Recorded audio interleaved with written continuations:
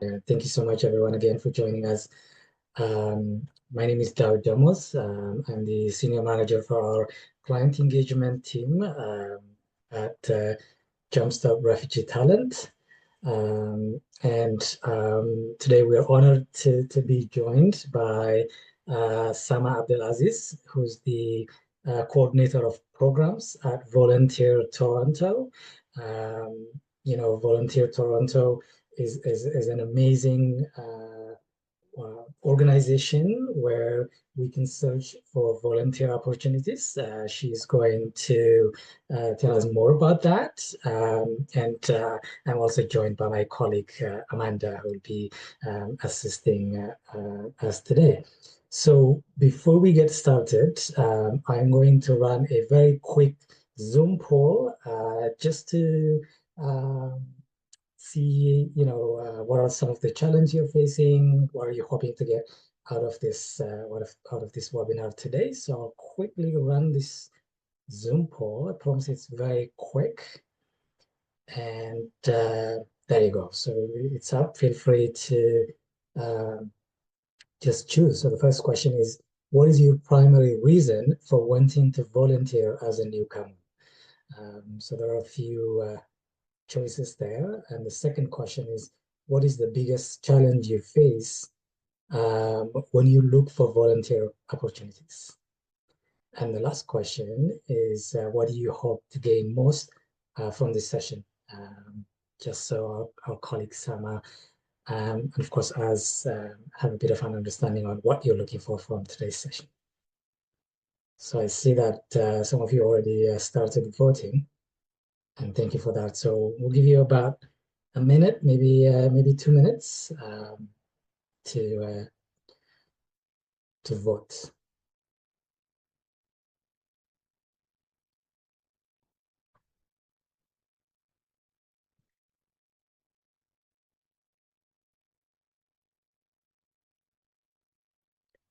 I know some of you are already writing your questions on the chat, which is great. Go ahead and do that, and we'll make sure either we address them or someone address them. But just for clarification purposes, it's going to be more general presentation on volunteer opportunities. We may not be able to get into specific industries, so keep that in mind. But thank you again for joining us. Okay, so I see that 60% of you have already voted on the Zoom polls. Maybe we'll give you another 30 seconds before we close the Zoom polls.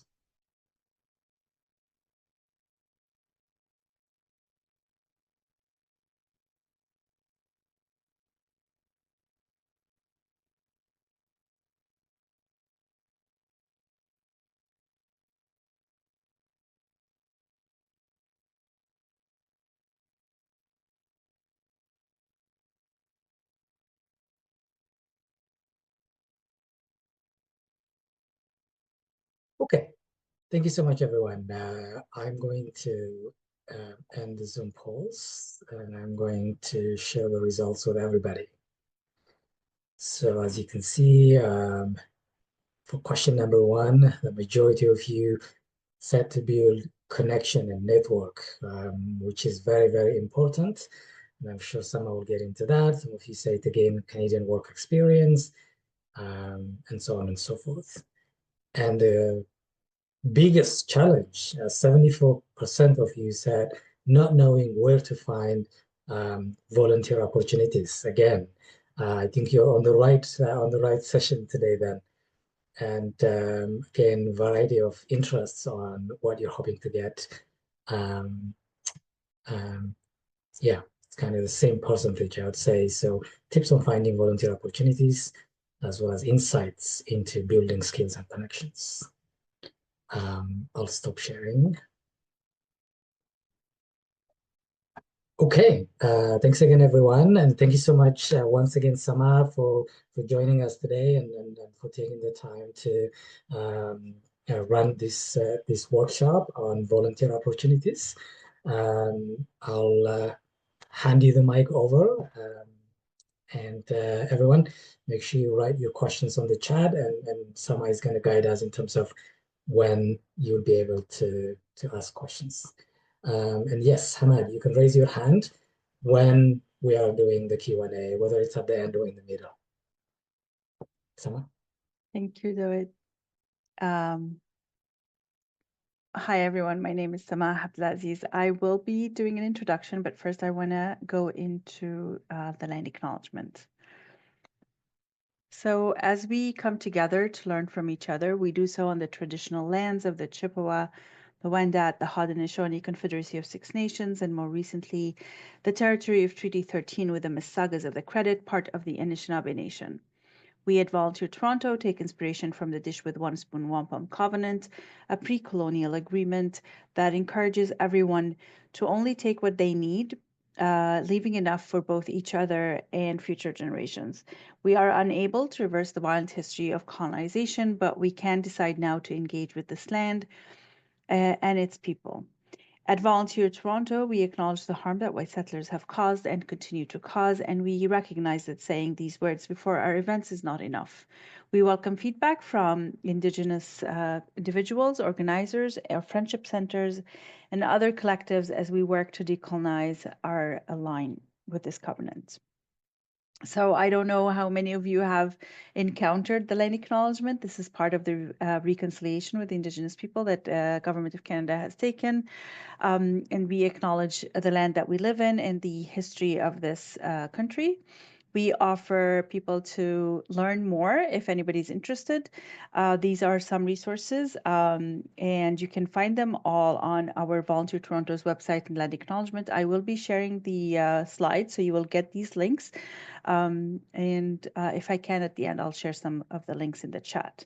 But you can find it on Volunteer Toronto's website. We have a land acknowledgement there, and you can click on it and get all these resources. So thank you everyone for joining me. Allow me to introduce myself a little bit. My name is again Samah, and my pronouns are she, her. I am a staff at Volunteer Toronto. I am a coordinator for the programs department. So what that means, so why did I identify myself as a staff? Because nonprofit organizations and community organizations sometimes may not have staff members and may all be volunteer run, which is something I will be discussing later on. But at Volunteer Toronto, as a nonprofit, we do have staff, but our programs are heavily supported by volunteers. And usually these sessions are hosted by ambassadors who provide this information for the public. We do that at the library in person or virtually, at least twice a month for free for the public. So today I am here to join you and hopefully we'll be able to answer some of the questions you shared in the polls. As a volunteer, as a coordinator of programs, and since most of our programs are run by volunteers, I actually am the volunteer manager. So today I'll be bringing you insights as a volunteer manager, and I myself am a volunteer. I currently volunteer in a community-led organization, and I was a newcomer support volunteer up till December of last year. I'm currently on a break, which is something we'll be talking about, how to take a break from your volunteer opportunity. I arrived at Canada, I don't know how long ago, but it's maybe 7 years now. And as like you, I attended a session like this one, but I did choose, like you, a volunteering to kind of build my career and build my life here in Canada. So as I talk about a lot of stuff, I will be sharing some of like my own experience, but I do want to validate that everybody has a different experience, different challenges as they come to this country. So we all have our different barriers, different interests. And yes, volunteering can be a great way to engage in the communities, learn new people, learn about new skills or learn about new life here in building this new life, but how and what you select to volunteer with, how you want to choose that is going to be a personal experience that only you can define. So today we will be talking about volunteering. I will go over some definitions. I will talk a little bit about Volunteer Toronto and how to find volunteer opportunities on our website and beyond. I will talk about the application process, and I'm happy to answer any questions about your volunteering journey. I do tend to speak fast, I just noticed, so I will try to slow down. So please don't hesitate to flag if you feel that I need to either slow down or repeat something. Just share it in the chat, and somebody please let me know if I don't see it. So as I said, first I'm going to start with Volunteer Toronto. Who is Volunteer Toronto? Volunteer Toronto is Canada's largest volunteer center, and that is not because we're trying to show off. It's basically because Toronto is one of the biggest city, so that is why we serve the city of Toronto and the volunteer seekers there. So what we do at Volunteer Toronto, we work with nonprofit organizations who need volunteers. They subscribe with us and post on our website. So you will find on our website multiple volunteer opportunities. We currently have around 400, and that number goes up in the summer, like when there's like more need. Sometimes it goes down depending on what's available. We provide that we are not a matching service. So we will provide you with the information you need so that you are equipped to find a volunteer opportunity on your own. As I mentioned, volunteering is a very personal experience. You do not want people matching you according to what's available and what they want. I think it's important to find something that best suits your skills, interests. I saw in the chat somebody who's like interested in finding volunteer related to their expertise. So you can do that through our volunteer search page, and I will be talking a lot about our search portal, how to use it to search, but also how to use it to search outside of Volunteer Toronto. So as I mentioned, I will be talking a little bit about definition because volunteering is different per communities. We've seen in the land acknowledgement how volunteering used to be shared with Indigenous people and thinking of the resources and community. For me, for example, volunteering has never been called volunteering in that sense. It's more about community organization and community work. So in here in the city, when we're talking about volunteering, especially formal volunteering, another term that I will be clarifying later, what is volunteering? It is freely giving your time and service, usually at a nonprofit organization. So why do I define this? The important thing is understanding that it is free. You are giving time and you are giving service, you are giving skills, but you're not getting paid back for it. There are always benefits to volunteering that will benefit you personally, and there may be compensations to money that you have paid, like police checks or transportation, but you will not be paid for the time and services. The second part I'd like to clarify is a nonprofit organization. So what is a nonprofit organization? It is an organization that exists to serve a community, a cause. It does not exist to make money. So it is not for profit. There's a misconception that nonprofits do not make money, do not ask for money. That is not true. So Volunteer Toronto is a nonprofit, and we have subscriptions from nonprofit organizations who post on our website. And that is really to kind of clarify that there are nonprofits and we provide services for that. So that means we do make money. It's just we don't make profit. And if we ever go into surplus, we would bring that money back into the organization, into the programs, into serving communities, but there will be no profit sent to a board member or owner. There is no owner. For-profits, on the other hand, would do that. So a nonprofit could be a charity and it could be not a charity. So what does that mean? For example, Volunteer Toronto is a charity. Schools in Canada are charities, most of them. hospitals are charities. Any place of worship, most of the times, are charities. A nonprofit organization has to submit for the CRA to be a charity. There are reasons to become a charity. It has to be approved, and usually organizations would do that to gain funding, reporting, legitimacy, um, basically reasons that are not relative specifically for the programs they deliver. So for you, the important thing is to understand that when you're looking for volunteer opportunity, it is for a nonprofit or a community organization group and not at a for-profit. A community organization group or a grassroots group is an organization. Again, it's another nonprofit, but it has not registered or is not a charity. So it is an organization that just sprung because there's a need. We've seen that happen, for example, a lot during the pandemic. There's a lot of food banks or community organizations that are small, serving their community.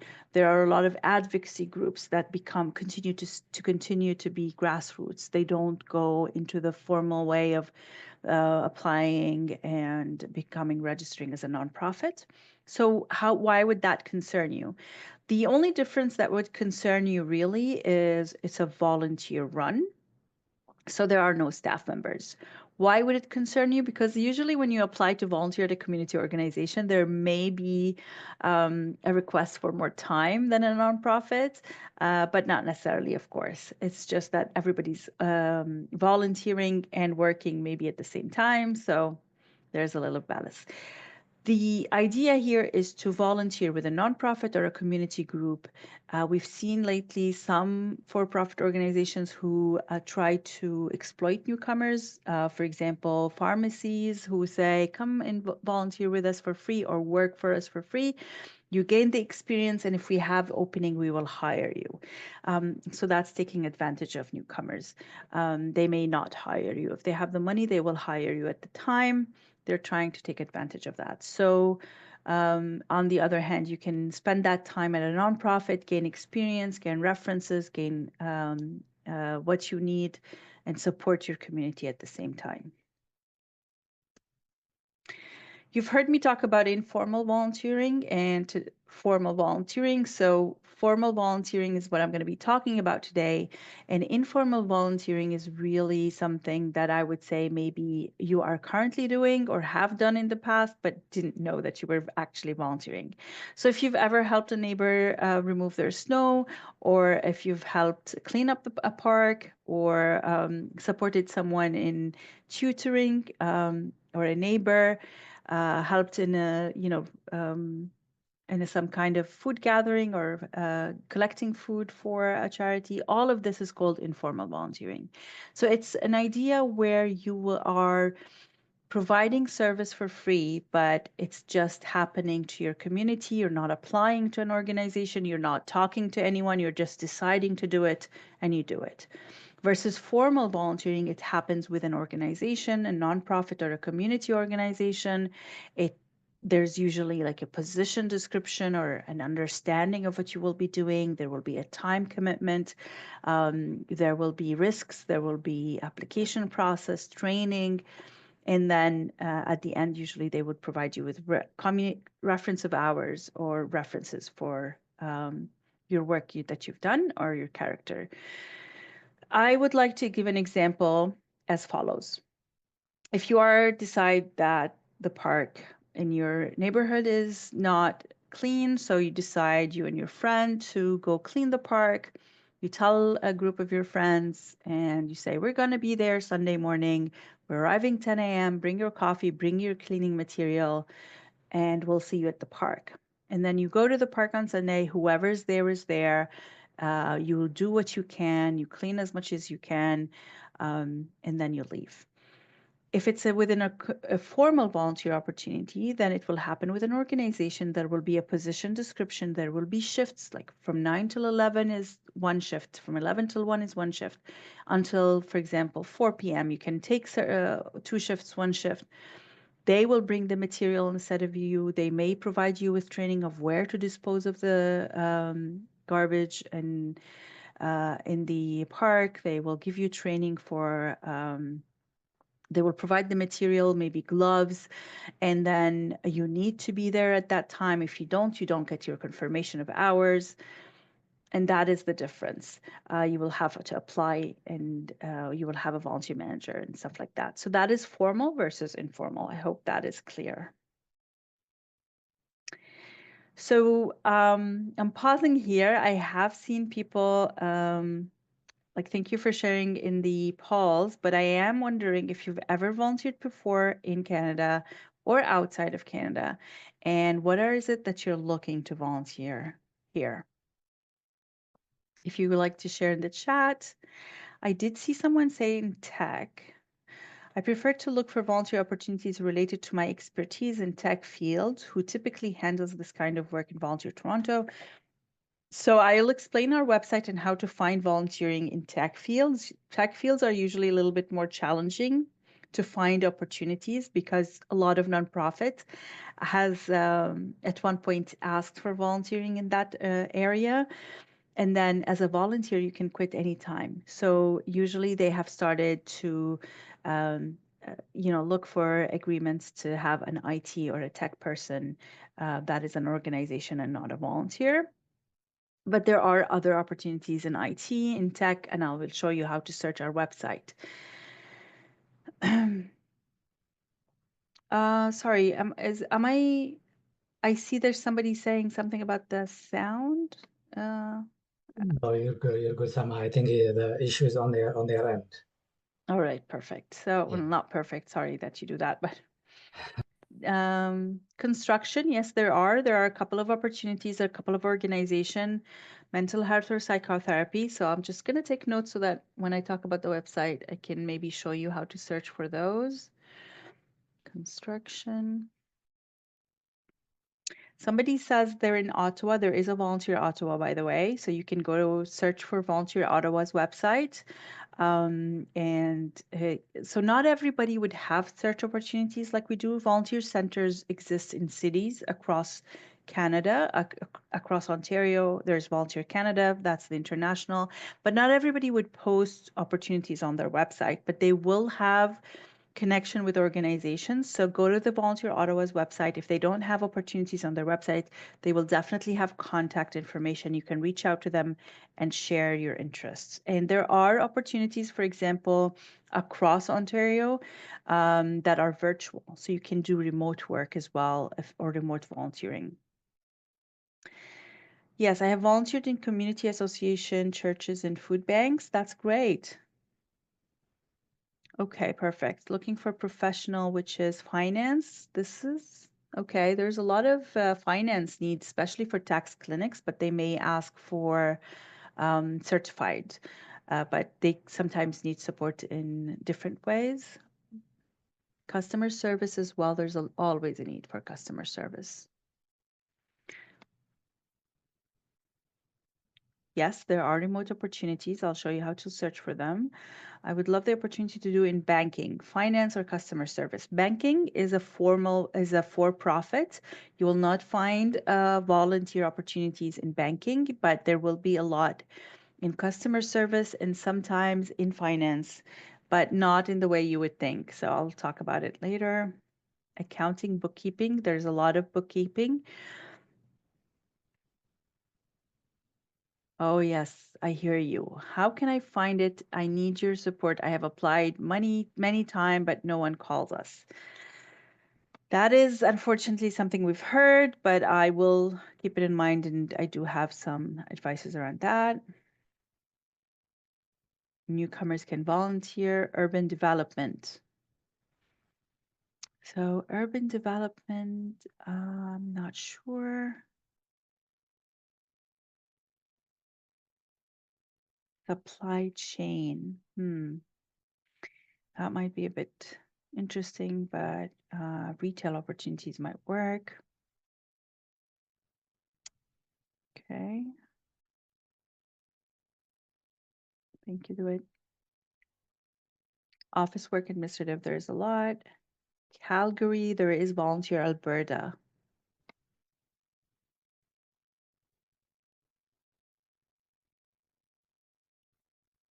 Water engineering or in Toronto Water. That one is probably going to be challenging to find as a volunteer role. Remember, there are a lot of roles that would probably be just paid roles. So you might need to look and think of how you can gain experiences that would help you, but not necessarily specifically in that role.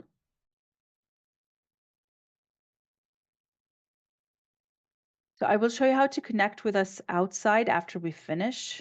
Thank you, Amanda, and media and communication. So there is a way that you can continue this conversation after this. I will explain it at the end.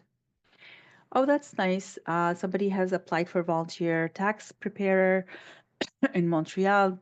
We're still waiting for the screening. Secondary health programs for refugee volunteer outside in Canada. Is there any in Canada? Secondary health programs. So there is a lot of health and mental health opportunities, but not sure if it's going to be for refugees specific. There are, for example, different support for refugees.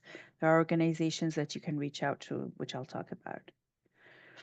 Okay, so we have healthcare, construction, finance, customer service. Thank you for sharing.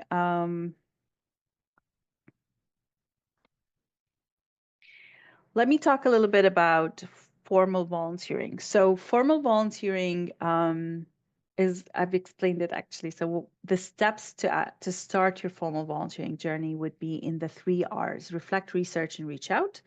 So reflect is, many of you have already done that, which is reasons for why you want to volunteer. Research is how to start your volunteer search, and then reaching out, which is the application process. So when you're looking and reflecting on volunteering, I've noticed a lot of you have started already volunteering and now moving into something that is more professional or something related to their profession, which is great. Others want to volunteer to gain experience.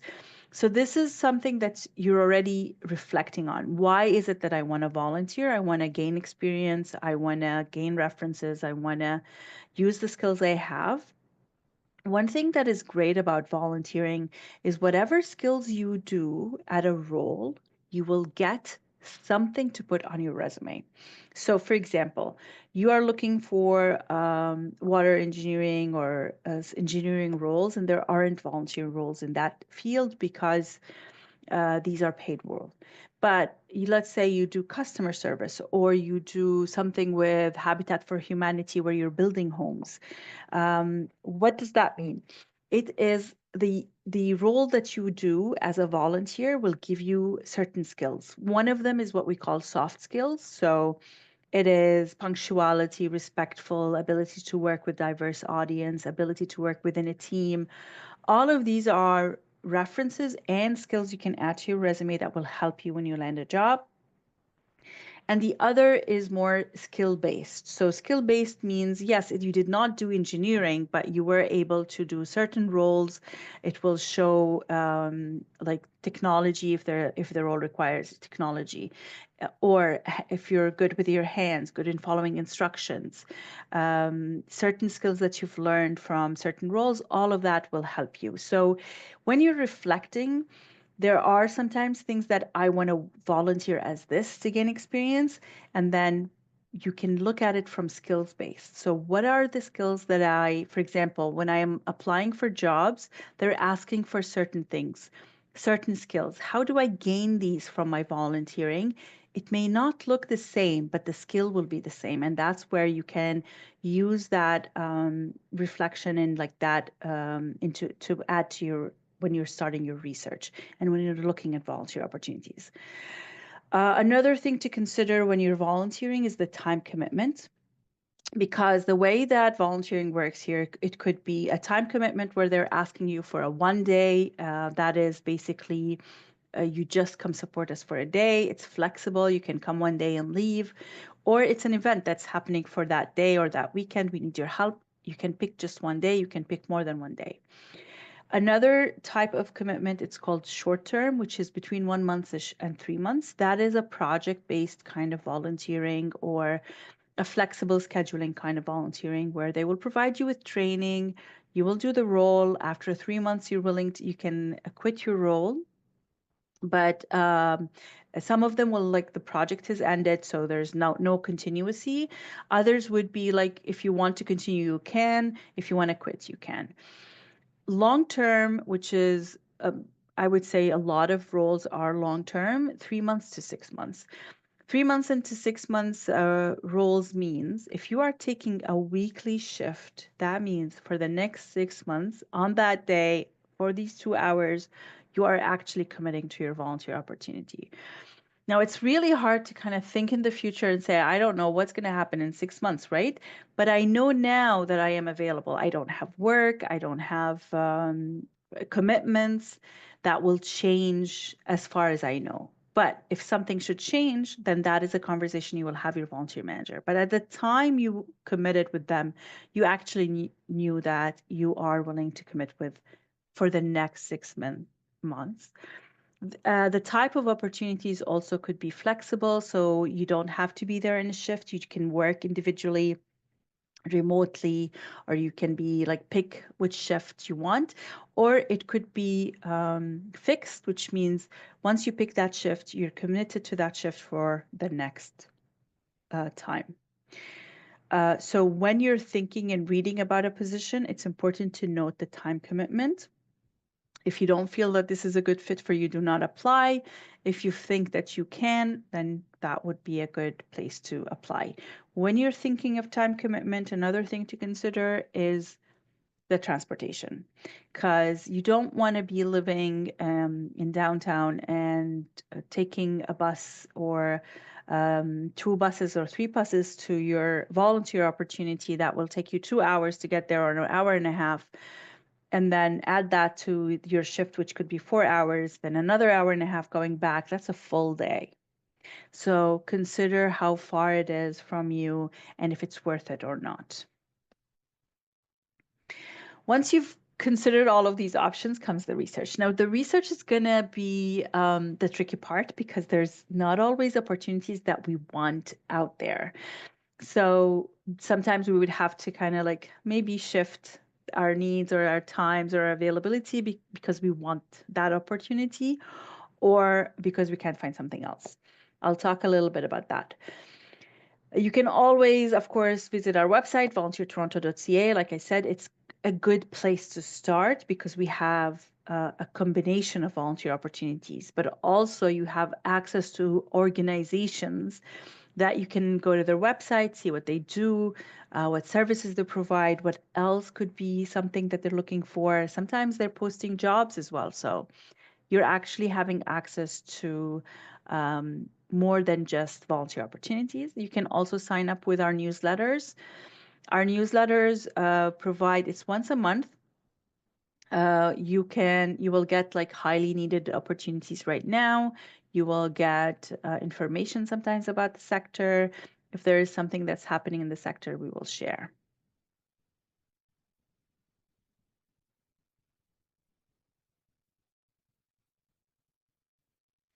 Okay, I'll talk about research in universities. So universities usually would keep their opportunities for their students.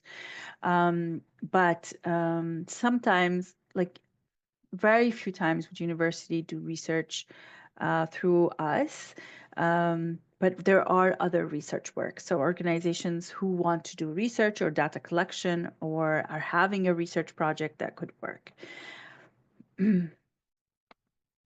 Okay, so this is our website, volunteertoronto.ca. If you have a computer, you can walk with me through it, or you can use your phone if you have a smartphone.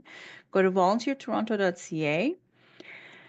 And then once you're there, you can click on Search Opportunities page. This will take you to our search page. This is a very simple search page. Again, we're a nonprofit. So there are some tips for how to search, but I will explain this as much as I can. Keywords is a great way to start your search. So let's say you're looking for tech. You can write the word tech and click search and see what you get.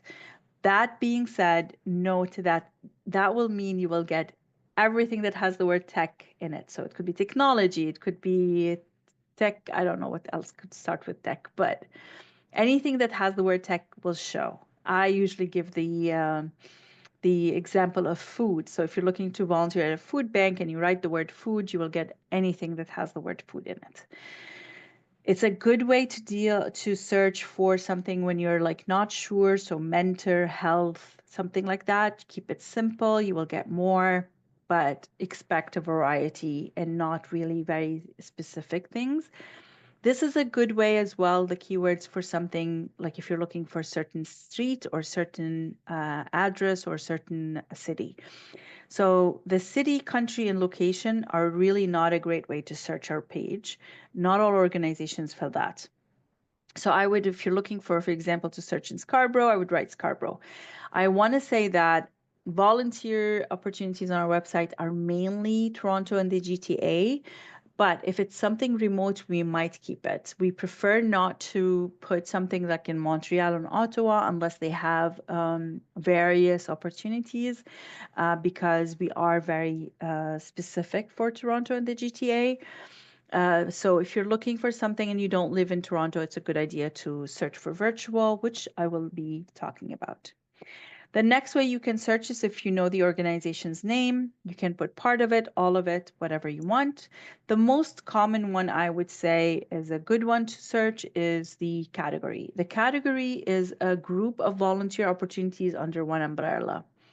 So it could be suitable for people learning English. It could be administration and customer service, marketing, social media and communications and marketing, if I'm not mistaken. So every category, consider it like IT opportunities.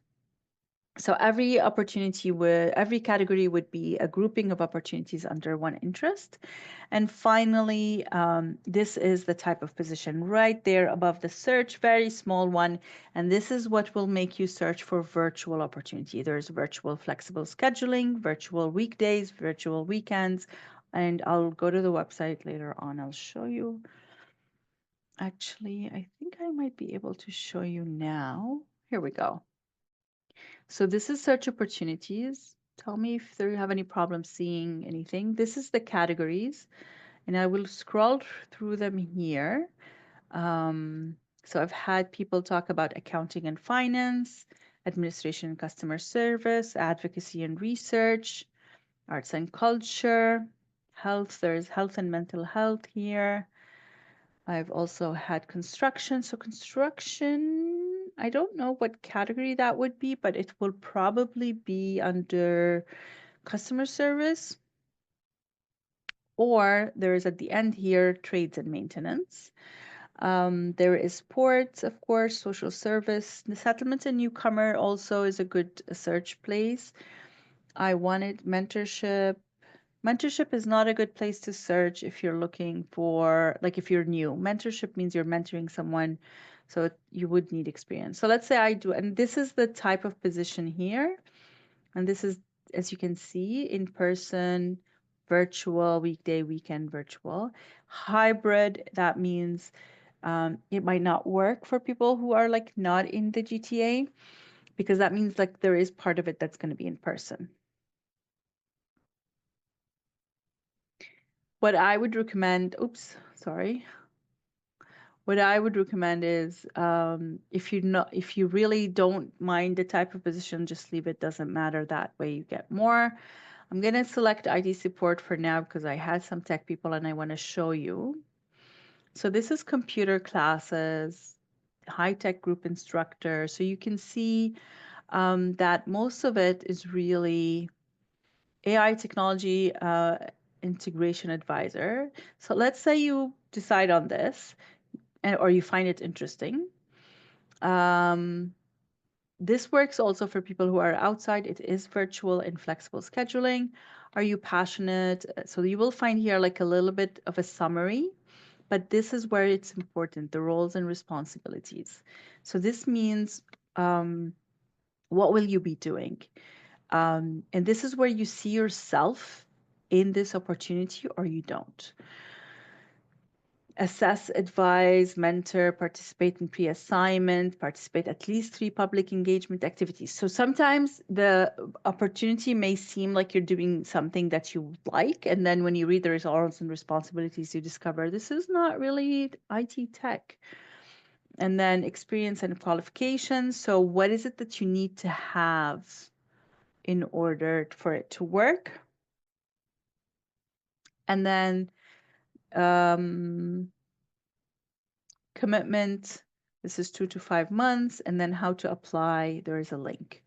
This may,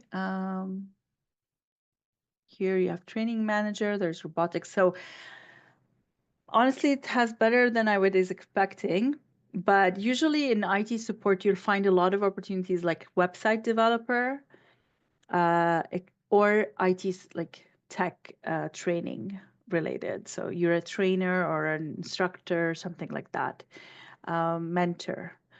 You don't always find things that are related to coding. This one is in French as well. So this is one category, but you've got the idea. I will move on so that we can get to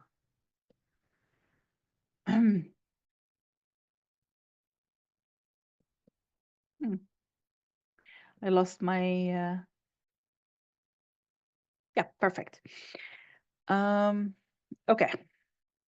So for this example, like you've seen, you get the search results. Once you find something you like, you go into the position description. The position description will be your guidance for the reflection questions. What is it that you're looking for? What is the time commitment? Where is the location? How far is it from you? What does it require? The training. Sometimes there's an age requirement. Sometimes there is a police check requirement.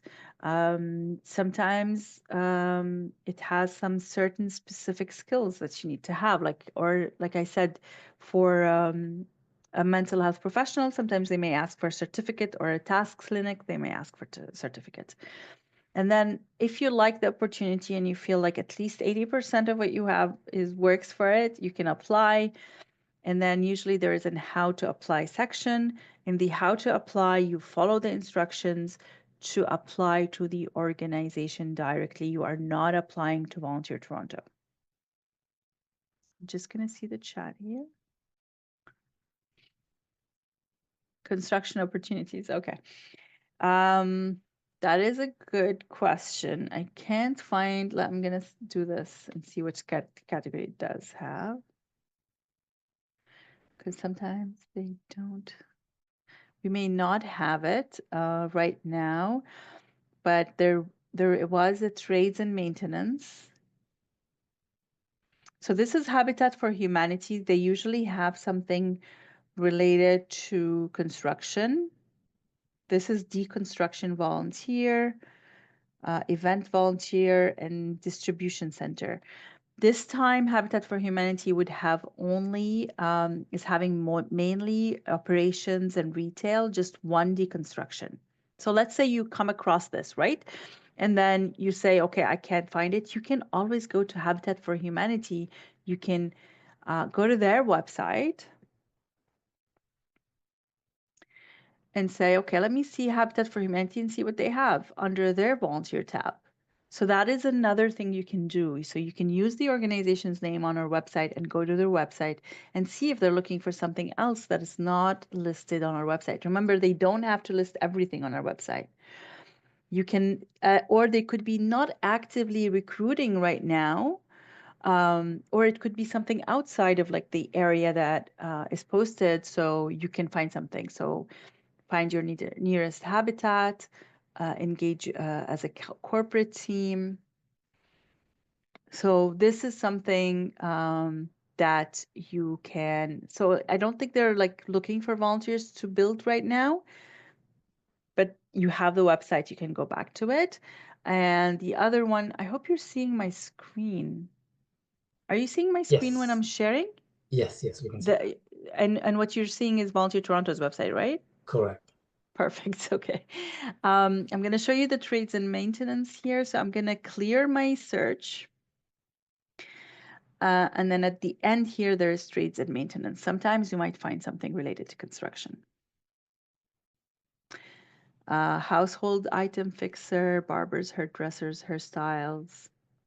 So could be, the more specific the role is in the perspective of work, the less you're going to find opportunities. Usually volunteer opportunities are more support for the organization versus work, because that could be a line between paid work and volunteer work.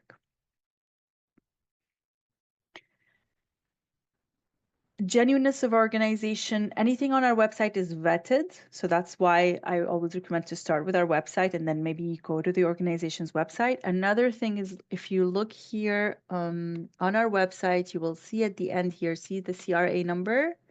Organizations who are nonprofits would have that on their website. Also 211.ca would have a list of organizations. So you can go there and search for this if you're in doubt. And search for that there, they should tell you. I would say, in general, if something is too good to be true, just be very mindful. Anybody who asks you to donate money, give them your permanent information or your information, be very doubtful. Make sure to meet the person. There are organizations sometimes who ask for your personal information for the police check, but it has to be after you get the the position. You've met someone before.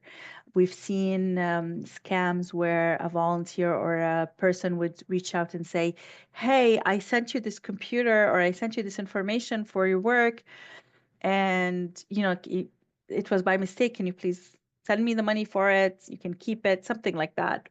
So anything that feels suspicious, you can go to 211 to check. And if you're not comfortable, just stop. The police checks, I will talk about police checks in a bit. Okay. Let's see how we're going to go back to the slides. Perfect. All right, so I'm going to talk a little bit about the reaching out part, which is the application process. A lot of you has asked about how do we reach out or need advice about the application process. See, the application process, as you've seen in some of the websites, it could be an application form. So, and the application form would ask for your name, email, number, and then they will ask you questions like, why are you interested in this role? Tell us about some of your skills. They may ask for some references. They may ask for confirmation that you are willing to do a police check. If they're asking for references directly on the, and I'll talk about references, but if they're asking for references directly on the application, that should not be the case. Some organizations do that.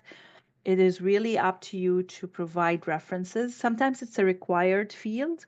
What I do personally, I would write, I have a reference, but I'm not comfortable sharing it until I get the role. But I will leave it up to you and your reference. So before you ask a reference, before you share anybody's name, make sure to ask them. So that's an application. Another application could be your resume. And volunteering is similar to updating your resume for work. If your resume is talking about marketing and you're applying for customer service, you need to make sure that your resume talks about how these skills match the customer service. So how can you use, like, for example, you're used to dealing with the public, you're used to talking to diverse audience. So you will need to update at least your skills in your resume when you're applying for a volunteer role. The position description helps you kind of see what skills they're looking for so that you make sure that your resume have it. If you're not updating your resume, then at least write a cover letter, or in the email that you're attaching, write a little bit about yourself and how you see yourself in this role, how you find yourself helpful. The application will depend on the role. So the more technical the role is, the more complicated the application process is going to be. So if they're looking for a tax preparer, they will ask for skills. They may ask for certification to make sure. They should not ask for things and save it. They should ask like a check. Yes, I have this. Yes, I have this.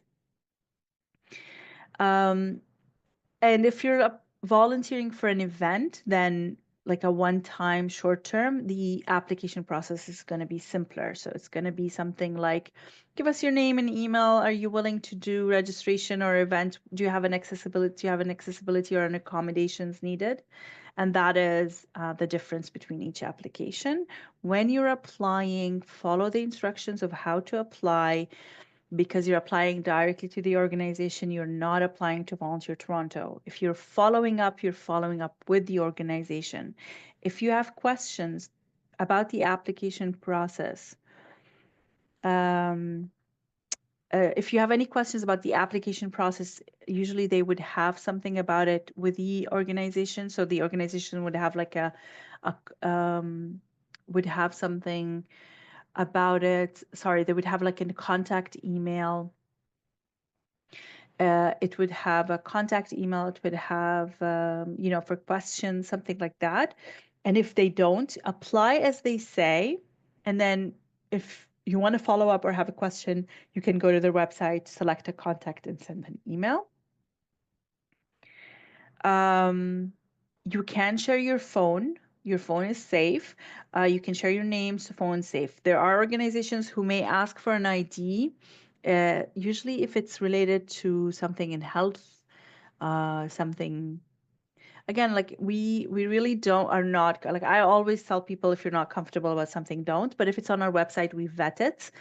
So it should have a statement that says we are keeping your information safe. It should have something that states why they're collecting this information. At least that's what we ask people if they're asking to collect that information.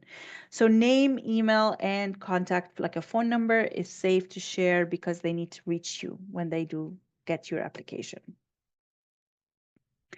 So that's for the application. So I got a questions in the Q&A. Do you, sorry, I'm just going to open the Q&A and see the question. Samah, maybe we should wrap up and then leave the time for Q&A. Okay. So just answering that, yes, sometimes they will ask you for a cover letter. And then the interview is the next step, which is the interview, again, it could be something related to an in-person interview or just a phone call where they're checking in about your availability.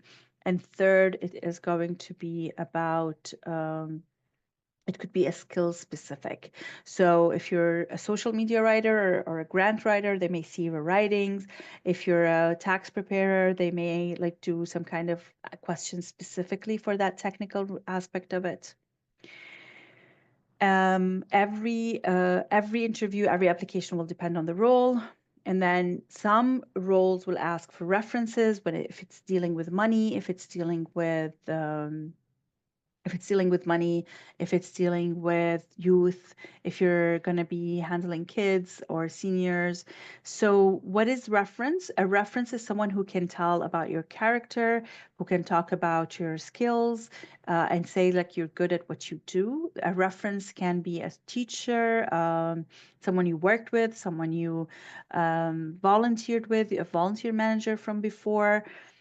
Not all volunteer opportunities ask for references. So if you don't have references, you can volunteer to gain references.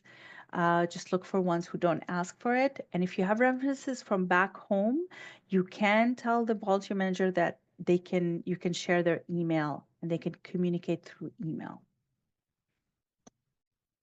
And finally, like I want to mention the police check. So the police check is it's about handling it. Some organizations will ask for a police check. It will be listed in the position description. If you're not comfortable doing a position description, do not apply for one that asks for that. A police check is asked if you're handling money, private information, or if you're driving. If you're driving, they will ask also for a driving abstract and a license. You can do the police check for free. Do not do it and keep it because they will ask you to do it again. The police check in the vulnerable sector is valid until I get it. So they have done check until today. Once I have it, if I go tomorrow and do something, it won't show on my police check. So some organizations, if it's been like 3 months since you did it, they will have to ask you to do it again. So always do your police check and vulnerable sector screening after you get the role. Vulnerable sector screening is a bit more complicated and it does cost money. 26.72 is the volunteer price. If you do not have a volunteer letter or a volunteer code from the organization, they will ask for $72. So do not do it on your own. The organization will help you do a police check and a vulnerable sector screening if you have any questions about it. And most of them will pay you back if you show if after you start volunteering. Some of them will ask you to come to their office, do it there, and they will pay with their credit card. Others may ask you to do the process, and once you get a clear form, you go to them and then they will reimburse you. So these are great questions. If they're asking for a vulnerable sector, make sure to ask these questions about who will pay for the vulnerable sector in the interview.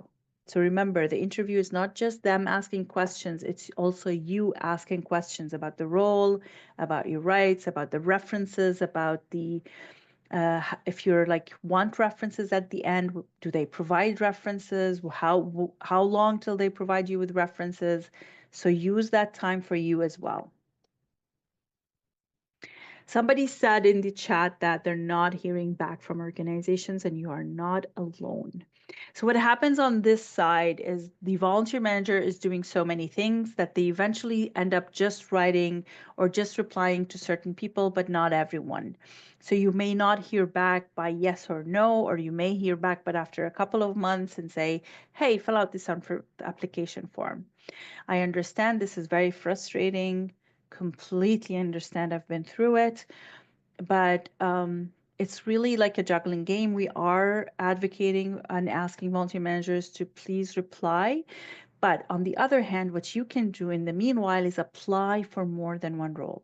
So apply for 4 roles at a time. If you hear from all of them, great. If you only hear from one, but also great. And if you hear from none, then you're going to have to do this again. I know it is frustrating. Um, it is one of the biggest frustrating things. Another thing to consider is look for events or things that are short term and quicker to get. That way you are building references, you are building your resume even for a volunteer opportunity. So that way you're like building while you're waiting to hear from the opportunity you want. So for example, when I started volunteering, I also had to go through this and I was like really shocked that people were not getting back to me and like asking me for a resume and cover letter to volunteer. I still remember my feeling. But what I did is I started volunteering in short-term roles. So I volunteered at events. I tested the fact like, do I like to be in person? Do I like to take the subway? Um, do I want to do customer service? Do I want to be working with kids? So that's some of the things that I did in short-term opportunities. I got like 3, 4, and then I started looking for something that really matches what I'm looking for. Um, so yeah, I know, I'm sorry, but it does take time sometimes. Not everybody, but it could be frustrating. When you take a volunteer opportunity and your time has changed, even if it's for 6 months, you can resign your role. So remember that it's just like basically work. So if you have started volunteering and after you're volunteering for 3 months, you found work, for example, you can definitely reach out to your volunteer manager, either work out a different time or if you're not going to work a different time or the time they have it does not suit you, you can resign your work. Just make sure to do it formally, send an email. If you can give them a week or 2-week notice, that would be perfect. That would be the perfect way to give them time to replace you and end the relationship on good terms. The most important thing is not to ghost them, like not to stop talking to them, because that would mean that you've lost all that hard work with them. You've lost that relationship, that connection. And accommodations. So if you need accommodations, one of the examples is you can't stand for long and you're supporting an event, you can ask for a chair. You don't have to continue to stand up. If you can't do a 4-hour shift, you need to like breaks in the middle, you can ask for that. It's called accommodations. They would usually ask for like, why are you asking for these accommodations? So make sure to mention if you have like a certain health issues or you've like there's a reason behind this so that they can provide you these accommodations. Some opportunities will actually have like a field that says, do you need any accommodations for this role? And this is a very important slide because all of your questions, if we don't answer them today, you can ask them to our volunteer advisors. Our volunteer advisors are volunteers who understand our website, understand everything I just shared, and are willing to help you find opportunities of the fields that you're looking for. And you can email them, book an appointment, or call them to get the answers.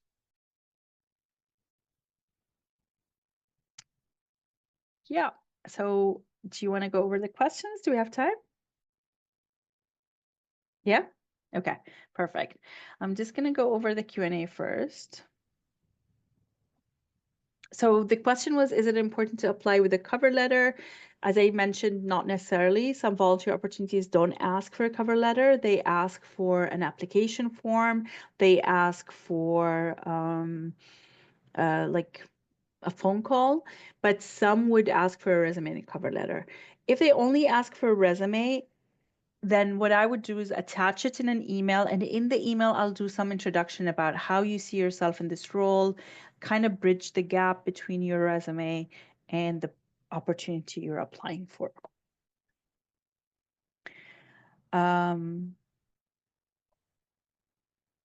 Oh, yes, thank you.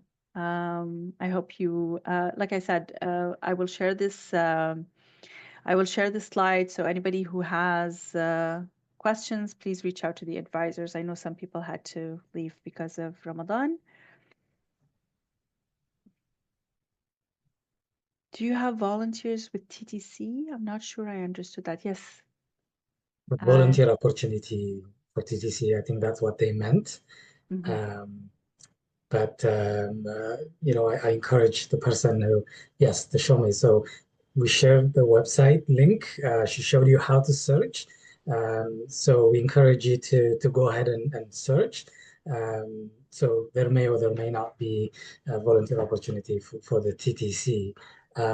So I know it's iftar time. It's a fasting break time for those of you who are fasting. So we don't want to keep you longer. We appreciate your patience and your time, and thank you so much, Samah, for all the information, for all the tips that you provided.